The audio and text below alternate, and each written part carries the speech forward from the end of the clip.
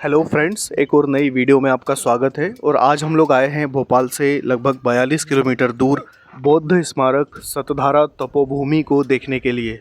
सतधारा के ये स्तूप सांची से लगभग 11 से 14 किलोमीटर की दूरी पर स्थित है। इस जगह की खोज 1854 में अलेक्जेंडर कनिंघम के द्वारा की गई थी। जब आप यहाँ पर आएंगे तो आपको इस तरह के साइन बोर्ड लगे हुए मिल जाएंगे। आप इन्हें देखकर यहाँ तक पहुँच सकते हैं। आगे दो रास्ते हैं, लेफ़्ट और राइट में। तो आपको पहले लेफ़्ट का रास्ता लेना है। यहाँ पर रेड कलर का एक एरो बना हुआ है जो कि आप देख सकते हैं बोर्ड पर। इसी एरो को देखते हुए आगे की ओर बढ़ रहे हैं। तो चलिए आगे चलते हैं और पहुँचते हैं सतधारा स्तूप तक। यहाँ रास्तों को लेकर आपको थोड़ा बहुत कन्फ्यूज़न हो सकता है, लेकिन देखिए ये जो राइट साइड में रास्ता जा रहा है ये गांव की तरफ जाएगा। आपको इस पे नहीं जाना है, आपको लेफ़्ट साइड में जाना है जो कि जंगल की तरफ जाएगा, जो सतधारा स्तूप के पास पहुंचता है।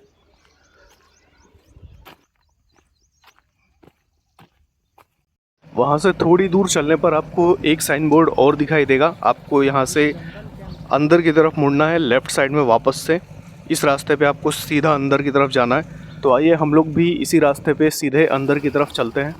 इस रास्ते पे कुछ दूर चलने के बाद हमें ये बैरिकेडिंग दिखी है, लेकिन आपको इस बैरिकेडिंग में नहीं मुड़ना है। आपको सीधे इसी रोड पे आगे की तरफ बढ़ना है। आप यहाँ से कुछ ही दूरी तय करके आगे बढ़ेंगे तो आपको सतधारा का मेन गेट दिखाई देगा। हम यहाँ पर वर्किंग डेज़ में आए हैं, इसीलिए यहाँ पर गाड़ियाँ और लोग ज़्यादा दिखाई नहीं दे रहे हैं। लेकिन अगर आप वीकेंड में आते हैं तो आपको यहाँ पर काफ़ी लोग देखने को मिलते हैं जो इस स्तूप को विज़िट करने के लिए यहाँ पर आते हैं। यहाँ से अंदर एंटर होते ही आपको सामने कुछ इंस्ट्रक्शन देखने को मिलते हैं जिन्हें आप यहाँ पर रुककर पढ़ सकते हैं। ये एक तरीके की गाइडलाइंस है जो यहाँ पर लिखी गई है। इनके ऊपर ये भी इन्फॉर्मेशन दी गई है कि आप इस क्षेत्र के 100 मीटर या 200 मीटर के दायरे में किसी भी तरह के निर्माण और खुदाई को नहीं कर सकते हैं। अगर आप ऐसा करते हुए पाए जाते हैं तो आपके ऊपर दंडनीय कार्रवाई की जाएगी, साथ ही आपको जुर्माना भी लगाया जा सकता है। तो चलिए अब यहाँ से आगे की ओर चलते हैं और मैं आपको स्तूप दिखाता हूँ, साथ ही आपको यहाँ के स्तूपों के इतिहास के बारे में भी थोड़ी बहुत जानकारियाँ दूंगा। विदिशा आने वाले अधिकतर लोगों को सिर्फ सांची के स्तूप के बारे में ही जानकारी है, लेकिन वो सतधारा स्तूप और सोनारी स्तूप के बारे में बहुत कम ही जानते हैं। तो हम अपनी वीडियो की सीरीज़ में सतधारा के स्तूप देखने के बाद सोनारी के स्तूपों को विज़िट करने वाले हैं। तो अगर आपने हमारे चैनल को सब्सक्राइब नहीं किया है तो आप इसे सब्सक्राइब कर लीजिए, जिससे हमारी आने वाली नई वीडियोस आप तक टाइम पर पहुंच पाए। इस जगह पर रेस्ट करने के लिए इस तरह से यात्री प्रतीक्षालय भी बनाए गए हैं। आप यहां पर रेस्ट कर सकते हैं। सतधारा स्तूप तपस्थली के बारे में हमें भी जब जानकारी मिली तो हम सीधा इसे विज़िट करने के लिए यहां पर आ गए। जब भी आप सतधारा स्तूप विज़िट करने के लिए आएँ तो आप यहाँ सुबह 7 से 8 बजे से लेकर शाम को 5 या 6 बजे तक विज़िट कर सकते हैं, क्योंकि ये जंगल का एरिया है। तो आप अगर शाम को यहाँ से जल्दी निकल जाते हैं तो ये अच्छा होगा। अभी आप जो ये रोड देख रहे हैं, पत्थरों से बना हुआ ये रोड, पहले ये रोड यहाँ पर नहीं बना था। इसे गवर्नमेंट के द्वारा बनवाया गया है। सरकार के द्वारा इस जगह को धीरे धीरे संरक्षित किया जा रहा है और यहाँ पर सुविधाएं बढ़ाई जा रही हैं। यहाँ बोर्ड पर दी हुई इन्फॉर्मेशंस में आपको बताया गया है कि इस जगह की खोज अलेक्जेंडर कनिंघम ने की थी। साथ ही आपको ये भी बताया गया है कि ये जो स्तूप हैं ये सतधारा नदी के किनारे पर दाईं ओर स्थित हैं। और साथ ही इस नदी को कुछ लोग वैशाली नदी या हलाली नदी भी कहते हैं। यहाँ पर ये जानकारी दी गई है कि इन सभी स्तूपों को सम्राट अशोक के द्वारा बनाया गया था। स्तूपों को बौद्ध धर्म के प्रचार प्रसार के लिए यहाँ पर बनवाया गया था। बाद में शुंग शासकों ने भी इन स्तूपों के चारों ओर बहुत से निर्माण कार्य किए, जिसके बारे में यहाँ प्राप्त शिलालेखों में जानकारी मिलती है। तो कुल मिला के यहाँ पर लिखे हुए इन बोर्ड्स के ऊपर यहाँ के इतिहास के बारे में बताया गया है। साथ ही जानकारियाँ भी दी गई हैं कि ये जो स्थल है ये अब शासन के अंतर्गत है और इसका संरक्षण शासन के द्वारा ही किया जाता है। यहाँ पर मुख्य रूप से 8 स्तूप हैं जो कि 28 एकड़ की भूमि में फैले हुए हैं। 1978-79 में भारतीय पुरातत्व सर्वेक्षण के द्वारा इस जगह पर स्तूपों के संरक्षण और खुदाई का कार्य किया गया। सतधारा के स्तूपों को 1989 में एएसआई द्वारा संरक्षित स्थल घोषित किया गया। तो अभी हम लोग पहुंच चुके हैं स्तूप नंबर 8 के पास और इसे मैं आपको पास से ले जाकर दिखाता हूँ। यहाँ पर जगह जगह पर बोर्ड लगाए गए हैं कि किस स्तूप का कौन सा नंबर है, यहाँ मार्किंग की गई है। तो चलिए इन स्तूपों को थोड़ा पास से देखते हैं। तो ये स्तूप क्रमांक 8 है जिसे हम अभी पास से देख रहे हैं। ये सभी पत्थरों से बनाए गए स्तूप हैं। सतधारा के इन स्तूपों तक आप आसानी से सड़क मार्ग के द्वारा यहाँ पर पहुँच सकते हैं, लेकिन आपको यहाँ तक अपने प्राइवेट साधन से ही आना होगा। यहाँ के लिए आपको किसी भी तरह की पब्लिक ट्रांसपोर्ट देखने को नहीं मिलती है। साथ ही आप अपने खाने और पीने का सभी सामान अपने साथ लेकर ही यहाँ पर आएँ, क्योंकि यहाँ आपको आसपास किसी भी तरह की दुकान देखने को नहीं मिलती है। सतधारा तपस्थली मुरलीखेड़ी गांव के पास स्थित है, लेकिन मुरलीखेड़ी गांव की दूरी यहाँ से काफ़ी है।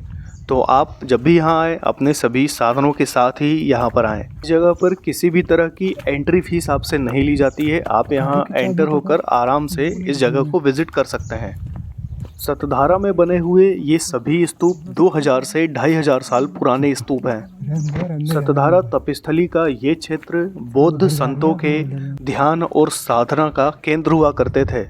यहाँ बौद्ध धर्म गुरु अपने शिष्यों के साथ रहते थे और उन्हें ध्यान और साधना की शिक्षा दिया करते थे। सभी स्तूपों के अंदर बौद्ध धर्म गुरुओं की समाधि को संभाल कर रखा जाता था। तो अभी हम लोग पहुंच चुके हैं स्तूप नंबर 7 के पास। अभी हमने जो स्तूप देखे हैं, स्तूप नंबर 7 और 8, ये दोनों स्तूप नदी के ठीक किनारे पर बने हुए हैं। अब यहाँ से हम लोग आगे की ओर चलते हैं और आपको और भी जो स्तूप हैं उन्हें दिखाते हैं। स्तूप नंबर 7 से थोड़ी ही दूर जाने पर हमें 4, 5 और 6 नंबर के स्तूप भी एक साथ देखने को मिलते हैं। यह है स्तूप नंबर 6। यहाँ पर आप जितने भी स्तूप देख रहे हैं, इन सभी के जो पत्थर थे वो बिखरे पड़े थे। पुरातत्व सर्वेक्षण की टीम के द्वारा इन्हें वापस से संग्रहित किया जा रहा है और इसे वापस से अपने असली रूप में लाने का प्रयास किया जा रहा है जैसे ये पहले थे। ऐसा बताया जाता है कि सम्राट अशोक ने 272 से 238 ईसा पूर्व यहाँ पर पत्थरों के बहुत सारे स्तूप बनवाए थे। हम देश में जहाँ भी इस तरह के स्तूप देखते हैं, उन्हें कहीं ना कहीं सम्राट अशोक ने बौद्ध धर्म के प्रचार और प्रसार के लिए बनवाया था। इस स्थल पर छोटे और बड़े मिलाकर कुल 27 स्तूप स्थित हैं। यहाँ पर 2 बौद्ध विहार और एक चैत्य भी बना हुआ है। यहाँ पर एक मुख्य रूप से बड़े आकार का स्तूप भी बना हुआ है, जो कि सबसे प्रमुख स्तूप माना जाता है इस स्थल का। तो चलिए आपको पहले उस स्तूप के दर्शन करवाते हैं। यहाँ पर भी गवर्नमेंट की तरफ से कुछ वार्निंग लिखी हुई है। आप यहाँ पर किसी भी तरह की इल्लीगल गतिविधि को अंजाम नहीं दे सकते हैं। आप सामने जो स्तूप देख रहे हैं, ये यहाँ का सबसे प्रमुख स्तूप माना जाता है। इस स्थान पर बने हुए छोटे और बड़े स्तूपों में से इस स्तूप को सबसे प्रमुख स्तूप माना जाता है। ये सांची के स्तूप की तरह ही दिखाई देता है। इस स्तूप को 32.80 व्यास की गोलाई वाले चबूतरे के ऊपर बनाया गया है। इस स्तूप की ऊंचाई 13.65 मीटर है। इस स्तूप के आसपास की गई खुदाई में सीढ़ियाँ, रेलिंग और खंभों के अवशेष प्राप्त हुए हैं। खुदाई से प्राप्त कुछ अवशेष आपको स्तूप के आसपास देखने को मिल जाते हैं। जैसा कि मैंने आपको वीडियो की स्टार्टिंग में बताया था कि यहाँ पर छोटे और बड़े स्तूपों को मिलाकर कुल 27 स्तूप हैं। साथ ही यहाँ पर 2 बौद्ध विहार और एक चैत्य भी स्थित है। यहाँ पर कुछ स्तूप आपको मुख्य स्तूप के आसपास भी देखने को मिलते हैं।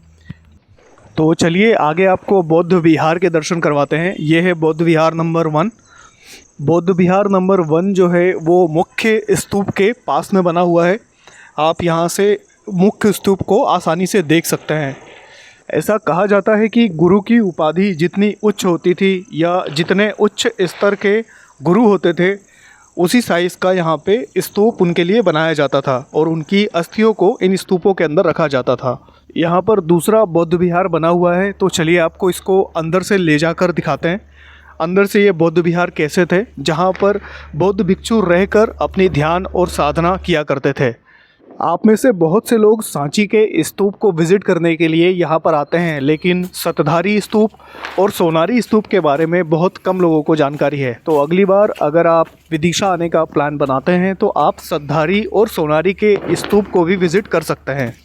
ये वो स्थान थे जहाँ पर बौद्ध संत अपनी ध्यान और साधना किया करते थे। बौद्ध विहार 2 से लगी हुई है सतधारी रिवर। आपको इसी जगह से सतधारी नदी भी देखने को मिल जाती है, जिसे आप यहीं खड़े खड़े देख सकते हैं। किसी समय पे ऐसी मान्यता थी कि इस नदी में 100 धाराएं आकर यहाँ पर मिलती थी, इसीलिए इसे सतधारी नदी के नाम से जाना जाता था। सतधारी नदी यहाँ से काफ़ी गहराई में है, जो कि आप यहाँ पे देख सकते हैं।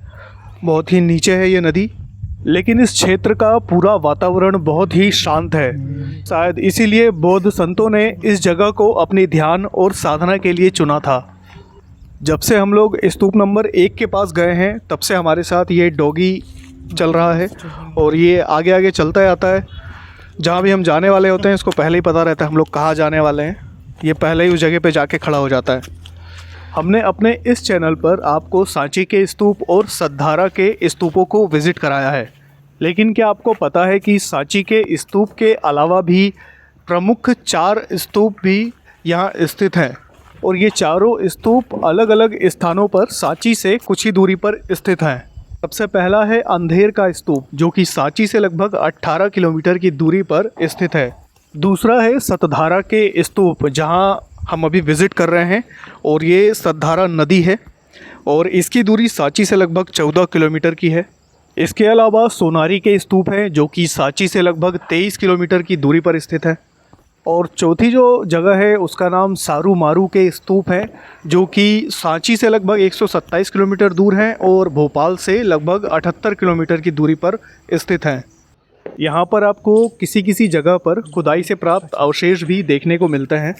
पहले इस जगह पर पानी की कोई व्यवस्था नहीं थी, ना ही लाइट की कोई व्यवस्था थी, लेकिन सरकार के द्वारा यहाँ पर वर्तमान समय पे हैंडपम्प लगवा दिया गया है, जिससे 24 घंटे यहाँ पर पीने के पानी की सुविधा बनी रहती है। इसके साथ ही यहाँ पर काम करने वाले कर्मचारियों के लिए पक्के आवास भी बनवा दिए गए हैं, जिनमें वो ठहर सकते हैं, जैसा कि आप पीछे देख पा रहे होंगे।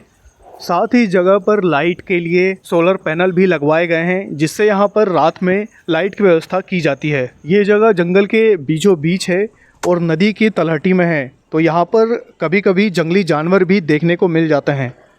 हमारी इन ऐतिहासिक धरोहरों को संरक्षित करने के लिए सरकार के द्वारा जो कार्य किया जा रहा है वो एक सराहनीय कार्य है। इस जगह पर पहले की अपेक्षा वर्तमान में काफ़ी व्यवस्थाएं की गई है। यहाँ पर बोरिंग करवाई गई है, साथ ही यहाँ शौचालय का भी बंदोबस्त है। यहाँ जगह जगह पर शेड्स भी बनवाए गए हैं, जहाँ बैठकर आप आराम कर सकते हैं। ये जो शेड बना है, इसके बगल से आप अंदर की तरफ जाएंगे, बाहर से देखने पे आपको बिल्कुल भी समझ में नहीं आएगा कि अंदर कुछ होगा। तो अगर आप अंदर की ओर बढ़ते हैं तो आपको यहाँ छोटे छोटे 6 से 7 स्तूपों का समूह देखने को मिलता है। हम लोग यहाँ से 8-9 स्तूपों को देखकर जाने वाले थे, लेकिन यहाँ पे जो कर्मचारी नियुक्त किए गए थे आर्कियोलॉजिकल सर्वे ऑफ इंडिया के द्वारा, उन्होंने हमें इस जगह के बारे में बताया, जहाँ पर 6 से 7 स्तूप, छोटे छोटे स्तूप यहाँ पर बने हुए हैं, जो कि आप वीडियो में देख सकते हैं। और ये पेड़ पौधे से ढके रहते हैं, तो इसीलिए आमतौर पे ये दिखाई नहीं देते हैं, लेकिन अगर आप अंदर की तरफ आएंगे तो आप इन्हें देख सकते हैं। इन सभी स्तूपों और इनके पत्थरों को आप अभी एक के ऊपर एक जमा हुआ देख पा रहे हैं, लेकिन पहले ये सभी आसपास बिखरे हुए थे। इन सभी पुराने स्थलों को संरक्षित करने और इन स्तूपों को वापस से अपने मूर्त रूप में लाने का कार्य आर्कियोलॉजिकल सर्वे ऑफ इंडिया के द्वारा किया जा रहा है। कर्मचारियों के मेहनत और कठिन परिश्रम के कारण ही आपको ये स्तूप इस तरह से दिखाई दे रहे हैं। हमारे देश और मध्य प्रदेश में भी कई स्थानों पर इस तरह के ऐतिहासिक पुरातात्विक स्थल मौजूद हैं, जिन्हें संरक्षित करने की आवश्यकता है। तत्व विभाग के जो कर्मचारी हैं वो बहुत ही कठिन परिस्थितियों में अपना जीवन यापन करते हैं और इस तरह की जगहों पर जाकर इन जगहों की खोज करते हैं और इन्हें संरक्षित करने का कार्य भी करते हैं। तो ये सभी स्तूप आप देख सकते हैं, ये सारे के सारे स्तूप बौद्ध संतों की कभी समाधियाँ हुआ करती थी। वर्तमान समय पे तो यहाँ पर रोड भी बन चुका है, लेकिन जब संत यहाँ पर आए होंगे तो ये पूरा एक घना जंगल हुआ करता था और यहाँ पर बौद्ध संत रहकर अपनी ध्यान साधना किया करते थे। इसी तरह के और भी स्तूप यहाँ पे घाटी के नीचे की तरफ है, जो कि नदी की तरफ ढलान जाती है। उसी ढलान पर कुछ स्तूप और शिलालेख भी पाए गए हैं, पर वो हम आपको नहीं दिखा सकते क्योंकि शासन की तरफ से उन जगहों को अभी प्रतिबंधित रखा गया है। सतधारा के स्तूपों को विज़िट करने के बाद हमारी अगली लोकेशन होने वाली है सोनारी के स्तूप।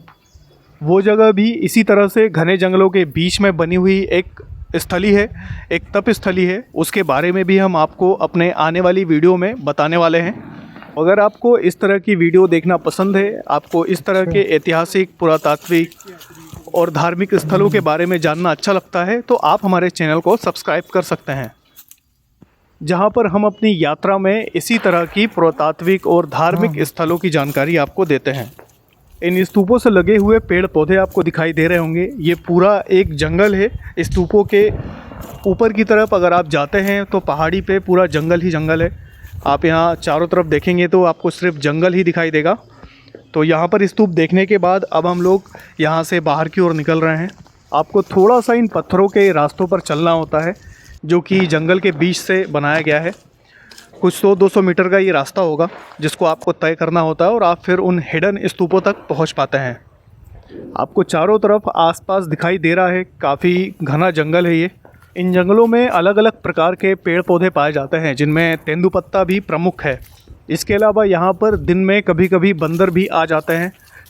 साथ ही रात में जंगली जानवर भी इस जगह पर कभी कभी देखने को मिलते हैं।